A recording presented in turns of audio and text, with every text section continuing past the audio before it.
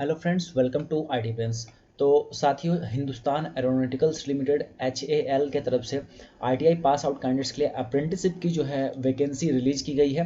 जैसा कि यहाँ पे आप देख पा रहे होंगे, जो आपका ये विभाग जो है आपका हिंदुस्तान एरोनॉटिकल्स लिमिटेड है, जो कि एरोस्पेस कहलाता है। और ये कौन सा डिवीज़न से निकाला, देखिए, एवियोनिक डिवीज़न, जो कि कोरबा अमेठी यूपी में पड़ता है, यहाँ से निकाला गया है। रिलीज डेट देख पा रहे होंगे, 26/12 का डेट है। और इसको कैसे आप लोग अप्लाई कीजिएगा, कौन कौन से ट्रेड के लड़के अप्लाई करेंगे, इन सभी चीज़ों को हम लोग देखने वाले हैं। जिसमें जो फॉर्म फिलअप करना है, ये बिल्कुल नया इसका प्रोसेस है, जिसमें कि आपको एक्सेल सीट जो है दिया गया है, इसमें आपको फॉर्म फिलअप करके इसको ईमेल करना होगा। उन सारी चीज़ों को हम लोग देख लेते हैं। उसके पहले यहाँ पे देख लीजिए, ये जो है NCVT बोर्ड से पास आउट कैंडिडेट, जो भी NCVT पास आउट हैं ITI कैंडिडेट्स, वही इस फॉर्म को भर पाएंगे।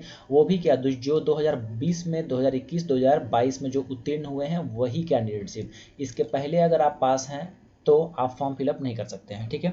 और एक्ट जो है आपका 1961 एक्ट के तहत ये प्रशिक्षण है। और 1 वर्षीय जो है आपको यहाँ पर ट्रेनिंग होगा, 1 ईयर अप्रेंटिसशिप। और कहाँ आपका लोकेशन रहेगी, कोरबा अमेठी में ही आपका होने वाला है, ट्रेनिंग होगा। अगर ट्रेड की बात करेंगे, देखिए, इलेक्ट्रॉनिक मैकेनिक का ट्रेड यहाँ एलिजिबल है। Electrician, fitter, turner, machinist, instrument mechanic, RAC, draftsman mechanical, COPA हो गया, ग्राइंडर हो गया, MMV हो गया, फिर इलेक्ट्रोप्लेटर हो गया, वेल्डर हो गया, गैस इलेक्ट्रिक, पेंटर हो गया, स्टेनोग्राफर, सेक्रेटरियल असिस्टेंट इंग्लिश से हो गया। अगर इन सभी का मैं बात करूंगा तो सभी में जो है, अगर इसेंशियल क्वालिफिकेशन, टेक्निकल क्वालिफिकेशन की बात करें, तो सभी में जो है आपका मांगा गया है 10th, ठीक है। 10th पास तो मांगा गया है, जैसे विज्ञान और गणित आपका पेपर होना चाहिए 10th में। और साथ ही साथ NCVT, ठीक है, NCVT 2020, 21, 22 में आपने ITI उत्तीर्ण किया है तो आप इस फॉर्म को भर सकते हैं, ठीक है। सभी में देखिए उसी तरह का जो है पात्रता रखा गया है, ठीक है, जितना भी मैंने आपको भी ट्रेड बताया है। बात करेंगे एज का, तो एज यहाँ पे जो है 10 जनवरी 2023 को आपका जो है इस डेट को कट ऑफ डेट माना गया है। 10 जनवरी 2023 को कट ऑफ डेट माना गया है। मतलब इस डेट तक 27 साल, अगर आपका 27 साल से एक भी दिन अगर ज़्यादा हो गया है, ऐसी स्थिति में आप अनरिजर्व से बिलोंग करते हैं, जनरल कैटेगरी से, तो आप फॉर्म फिलअप नहीं कर पाइएगा, ठीक है। और मान लीजिए 26 साल है, 25 साल है, 24 साल है, तो आप फॉर्म फिलअप कर सकते हैं, ठीक है। लेकिन मिनिमम एज यहाँ मेंशन नहीं है, बट 18, कम से कम 18 साल होना चाहिए, और मैक्सिमम 27 साल, ये अनरिजर्व के लिए है। और OBC के लिए मैक्सिमम 30 साल, और जो ST SC हैं उनके लिए 32 साल।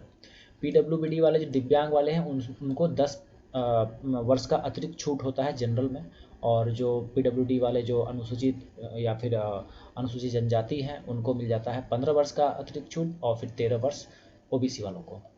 बात करेंगे कैसे फॉर्म फिलअप करना है, तो आपको apprenticeshipindia.gov.in जो वेबसाइट है, यहाँ पे आपको रजिस्ट्रेशन करना होता है। ये सभी ITI कैंडिडेट्स को करना भी चाहिए। और ये जो है NAPS पोर्टल जिसको हम लोग कहते हैं, यहाँ पे आपको जरूर से जो है रजिस्ट्रेशन करना ही पड़ेगा, क्योंकि यहाँ जब आप रजिस्ट्रेशन करते हैं तो वहाँ से एक रजिस्ट्रेशन नंबर आपको मिलेगा, और उसी रजिस्ट्रेशन नंबर को इस एक्सेल सीट में, जो कि फॉर्म है, ये आपका एक्सेल सीट कुछ नहीं, ये आपका फॉर्म है, ये आपको जो है टेलीग्राम ग्रुप में मैं डाल दूंगा।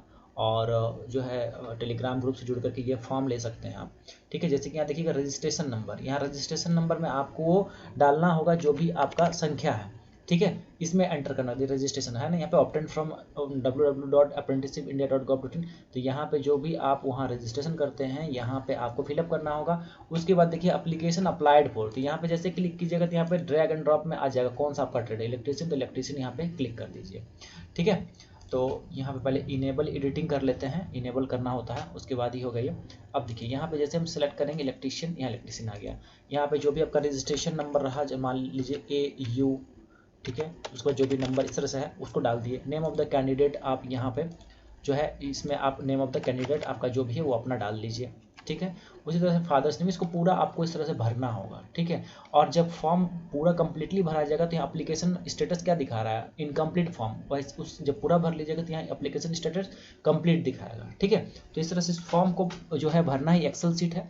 और इस एक्सेल सीट को आपको भेजना है कहाँ, आपको बता देते हैं। देखिए दिया गया है, एक्सेल सीट में बिना त्रुटिपूर्ण आपको फॉर्म फिलअप कर लेना है, एक्सेल सीट को भर लेना है। और जो रजिस्ट्रेशन नंबर जो प्राप्त होता है अप्रेंटिसशिप इंडिया से, उसको भी एप्लीकेशन नंबर में, इसमें एप्लीकेशन में भरना है, जो मैं अभी बता रहा था। उसके बाद उसके बाद देखिए आपको क्या करना है, मेल करना है, ईमेल करना है। कहाँ ईमेल करना है, ये आपका हो गया ईमेल आईडी। इसी ईमेल आईडी पे आपको मेल करना है tti.korva@hal-india.co.in। इस पे आपको ईमेल करना है। क्या करना है, इस जो एक्सेल सीट है, एक्सेल सीट को आप सब कुछ भर के सेव कर लीजिएगा और फिर उस एक्सेल सीट को इस मेल में, इस मेल आईडी में अटैच करना होगा, ठीक है। और सब्जेक्ट क्या लिखिएगा उसमें, सब्जेक्ट जो होता है मेल में, सब्जेक्ट में आपको अप्रेंटिसशिप इंडिया का सिर्फ रजिस्ट्रेशन नंबर लिखना है, ठीक है। जो भी आपको रजिस्ट्रेशन नंबर ऑब्टेंड हुआ अप्रेंटिसशिप इंडिया यहाँ से, बस सब्जेक्ट में आप ये लिखिएगा और टू में ये लिखिएगा, ये जो है आईडी, और जो है बस इसको डाल देना है आपको मेल, मतलब ये जो फॉर्म है, मतलब एक्सेल सीट है, इसको अटैच कर देना है।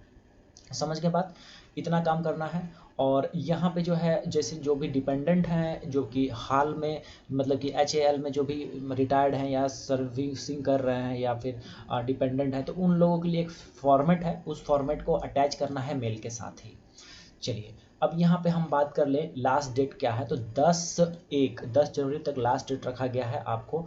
उसके बाद मेल आप नहीं कर सकते हैं, ईमेल नहीं कर सकते हैं, ठीक है। और बाय पोस्ट भी नहीं भेज सकते हैं, ना ही और कोई दूसरा माध्यम से, बस आपको ईमेल के माध्यम से ही भेजना होगा, ठीक है। और यहाँ पे देखिए सिलेक्शन कैसे होगा, सिलेक्शन होगा 10वीं का मार्क्स और जो है ITI का मार्क्स पे। तो 10वीं का मार्क्स का 70% वेटेज लिया जाएगा, 70%। और जो ITI है उसका लिया जाएगा 30% वेटेज लिया जाएगा, ठीक है। तो जितना भी आपको मार्क्स आया है उसका 70% निकाल लीजिए, और ITI में जितना मार्क्स आया है, मतलब परसेंटेज आया है, उसका 30% निकाल लीजिए, और दोनों को निकाल के जोड़ लीजिए, ठीक है। तो फिर आपका जो है पता चल जाएगा कितना आपको मेरिट आ रहा है, उसी के आधार पर आपका बनने वाला होगा, मेरिट बनेगा, ठीक है। ये ज़रूरी बातें हैं जो कि हमने आपको यहाँ समझाने का प्रयास किया है। और रिसर्च में यहाँ पे आप बेशक ज्वाइन कीजिए, इसमें बहुत अच्छा अपॉर्चुनिटी रहता है आने वाले टाइम में भी। देखिए तो यहाँ पे जो है फॉर्म जो है last date of submission of complete application through email, तो ये 10/1 जो है 10/1 दिया गया है, मतलब last date for receipt submission of complete through email. तो ये 10 तक दिया गया है डेट फॉर्म फिलअप का। और फिर यहाँ पे देखिए डिक्लेरेशन ऑफ जो भी रिजल्ट आएगा वो 9/2 को आएगा, रिजल्ट 9 फरवरी को। और फिर डॉक्यूमेंट्स वेरिफिकेशन जो होगा वो आपका 10 फरवरी से लेकर के 17 फरवरी तक डॉक्यूमेंट्स वेरिफिकेशन होगा, ठीक है। सभी डेट्स यहाँ दे दिया गया है। आशा करता हूँ आप लोग को जो वीडियो दिया हूँ ये बेहतर ढंग से आपको समझ में आया होगा। तो गलती आपको नहीं करना है, जो जो मैंने बताया है उसको आप जरूर पालन कीजिएगा। साथ ही साथ साउथ ईस्टर्न रेलवे का भी फॉर्म आ चुका है, जिसका फॉर्म फिलअप 3 से होने वाला है। तो फॉर्म आप उसका भी भर सकते हैं, और साथ ही साथ रेलवे से और सेंट्रल रेलवे का भी फॉर्म फिलअप हो रहा है, आप अप्लाई कर सकते हैं। तो आज के लिए इतना ही। जो भी जरूरी यहाँ पे जो भी फॉर्म्स हैं इसको मैं टेलीग्राम ग्रुप में डाल दूंगा। तो आज के लिए इतना ही। Thank you so much.